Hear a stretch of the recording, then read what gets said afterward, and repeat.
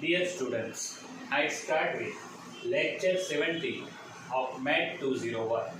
So have a look of the last theorem which we have already started, but yet proof is remain. So have a look.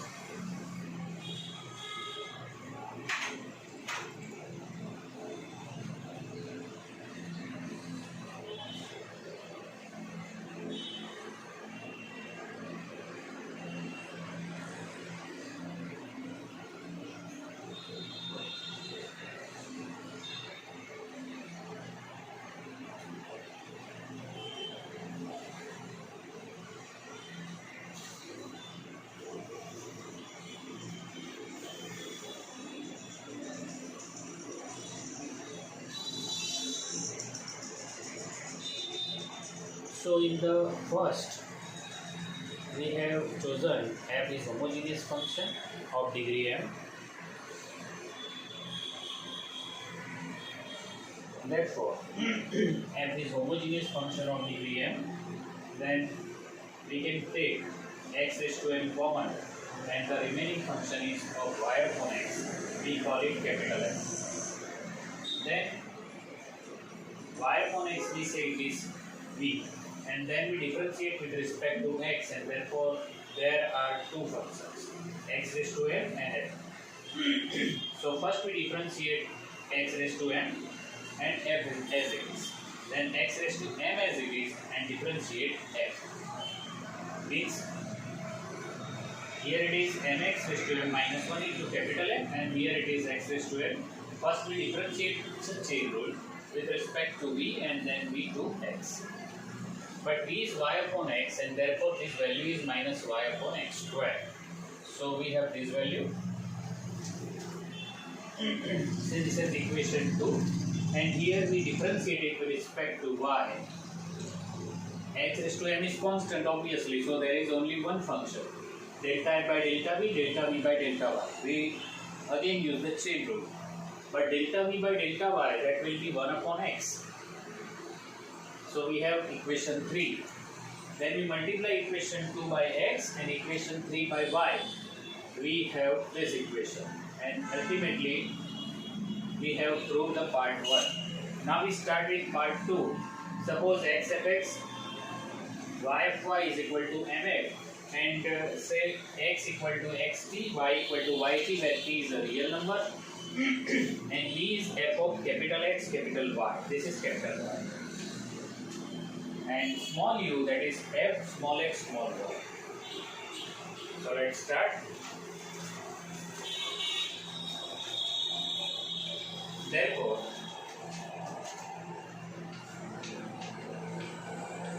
delta v by delta t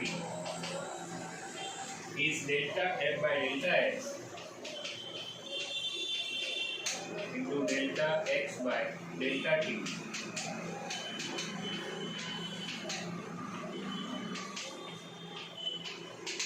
Delta t, again we use the chain rule. But if you differentiate this with respect to t, the value of delta x by delta t is small x, and value of delta y by delta t is small y. Therefore,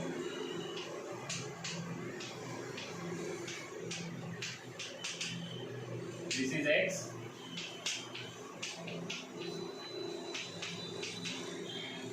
and this is small y,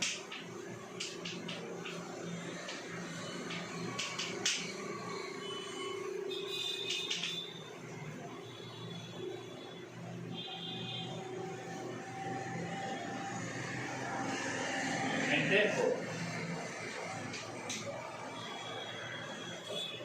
we multiply this equation by small t. If you multiply this equation by small t, then it will become p, px and py. But this is a capital X, this is capital Y. And therefore,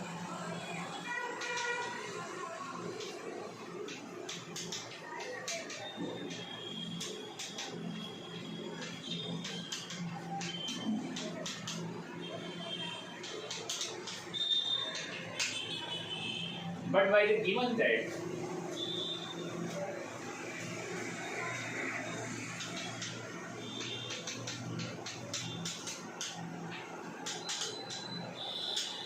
given this value is m f of x y, and therefore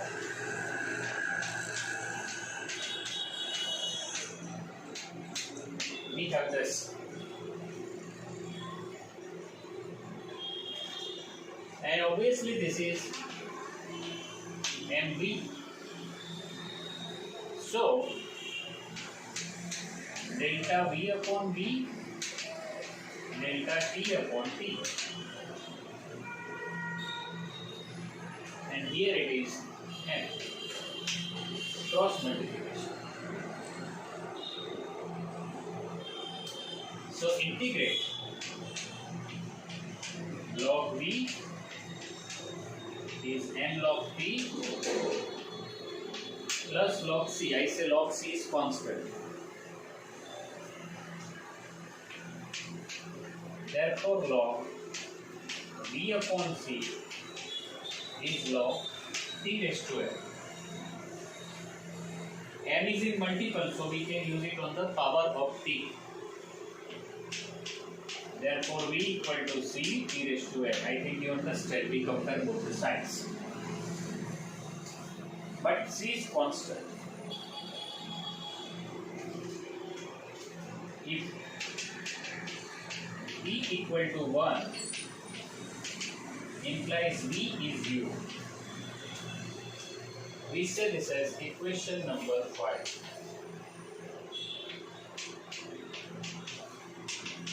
Therefore 5 implies u is c. If we put t equal to 1, v equal to u, how? Put t equal to 1. Means small x, small y, and small x, small y at that time it is u. And therefore this is we have, and therefore we put this equation value is equation 5. Therefore 5 implies v equal to t raised to mu. This implies f of px py is equal to t raised to n f of xy, and therefore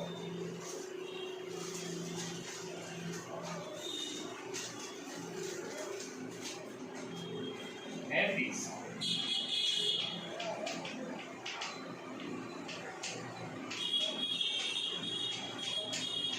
homogeneous function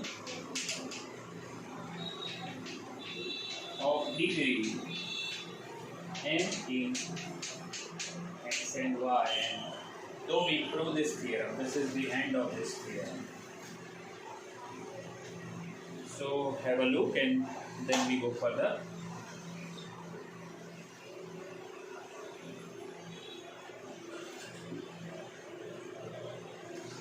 This theorem is also important exam point of view, so keep in mind.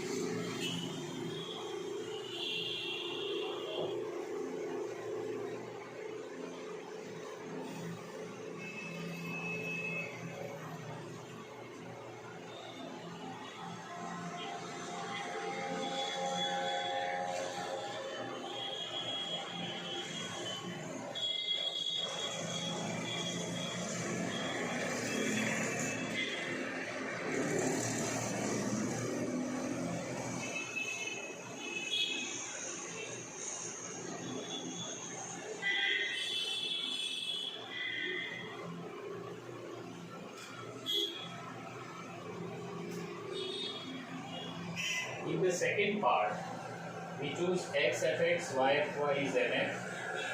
Say capital X is xt, capital Y is yt for t real number. Now we define v, small v as f of xy, means this x and this y, and small u as f of xy. Then we apply partial derivation over v. By chain rule we have this, then we multiply it by v. This is x, this is y. Capital X, capital Y. But by the given, this is m f of xy. But this is f of xy will give you small v. And therefore delta v upon t is m delta t upon t. And therefore this is log v, m log t log c. So if we change the side of this, this is v by c. is equal to t raised to m means v equal to c t raised to m. C is constant. Now if we take t equal to 1, then v is 0. As I explained earlier, t equal to 1 means x and y itself, means it is 0. So by equation 5, v equal to t raised to m u, and therefore f of dx dy is t raised to m f of xy. Therefore f is homogeneous function of degree m in x and y. So everything is clear. But as this theorem is very important exam point of view, so I am taking it once more.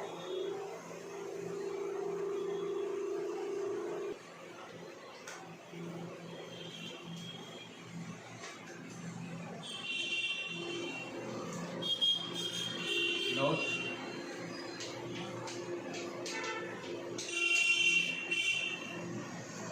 by Euler's theorem,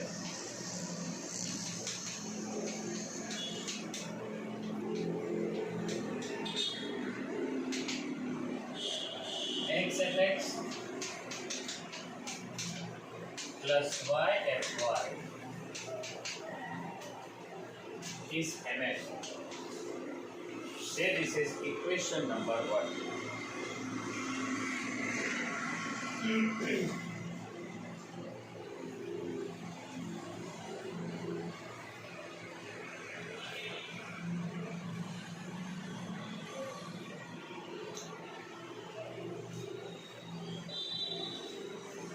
Now I differentiate this function with respect to x.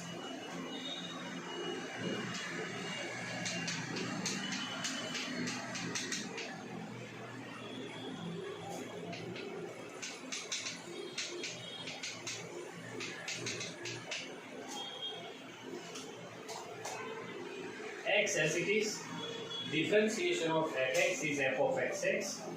Then differentiation of x with respect to x is 1, so it is not visible. And f of x as it is, y is constant, and f of y, that is f of yx, and is equal to m fx.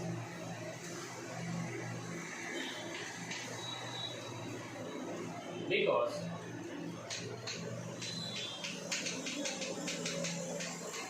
differentiate with respect, and if we differentiate equation 1 by y, therefore x f of xy plus f of y plus y f of y is equal to mf of y. How? X is constant, f of x is constant, f of x is f of xy, differentiate with respect to y. Differentiation of y with respect to y is 1, so it is not visible. Y constant, f of y to y. Other side it is mf of y. Equation 3. Because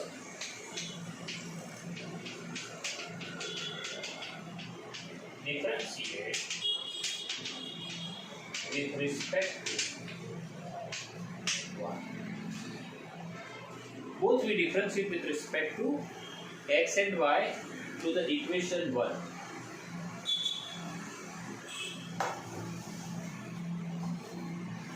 Now we multiply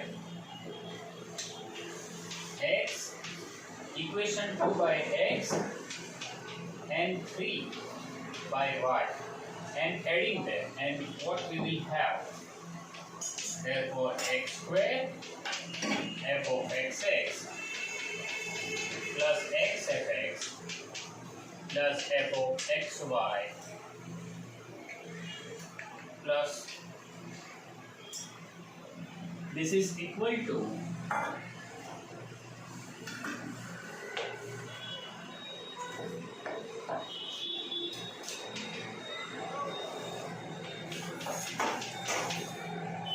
on other side. We multiply this equation by y and therefore xy f of xy plus y fy y square f of yy. On the other side f of y. I have not taken a change in f of yx and f of xx because both of these are the same.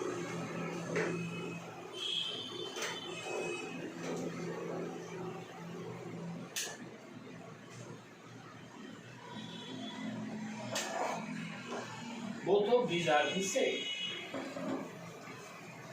By Young's or Schwartz theorem, unit 2. Then we add all these terms. What happened on that side? Can we take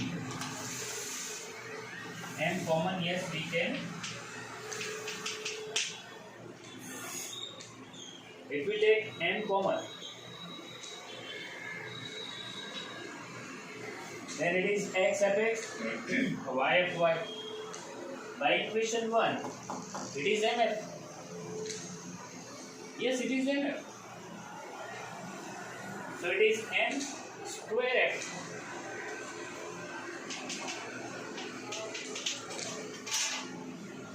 So x square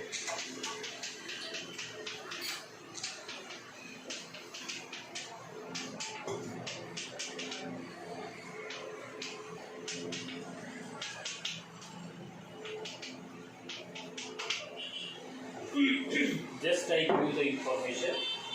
X square x f x, yes. Xy f of xy f of xy means it is 2 times xy f of xy. Then y square f of yy, yes, y square f of yy. X f x, y f y, that is mf. Now if we change the side of this term, the value is m square, means it is mf. X f x, y f y is mf. Now if we take mf common, we have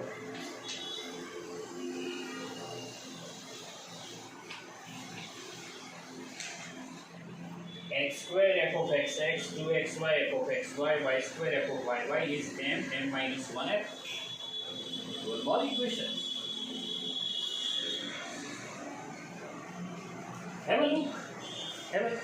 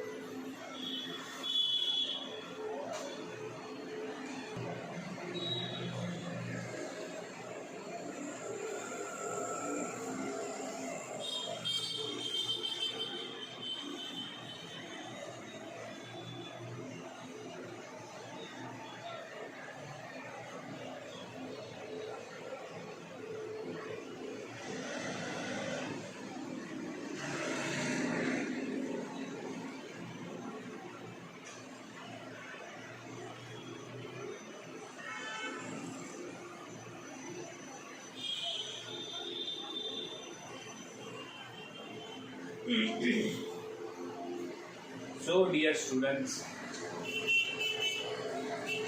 I give you information that whenever Euler theorem will ask to you in exam, second one, it must be state and prove. Means you have to learn statement of the Euler theorem also.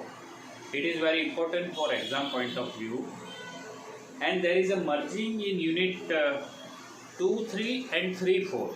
So whenever I am starting unit 3, it means that unit 3 is also contain unit 4 also. But the important thing which I want to emphasize is that unit 2, 3 and 4 and it means unit 2, 3 and unit 3, 4, they are combined. Means the portion is very literally maybe asked in unit 2, maybe in unit 3. Euler theorem is a stated proof. I stop this lecture here. See you in the next lecture.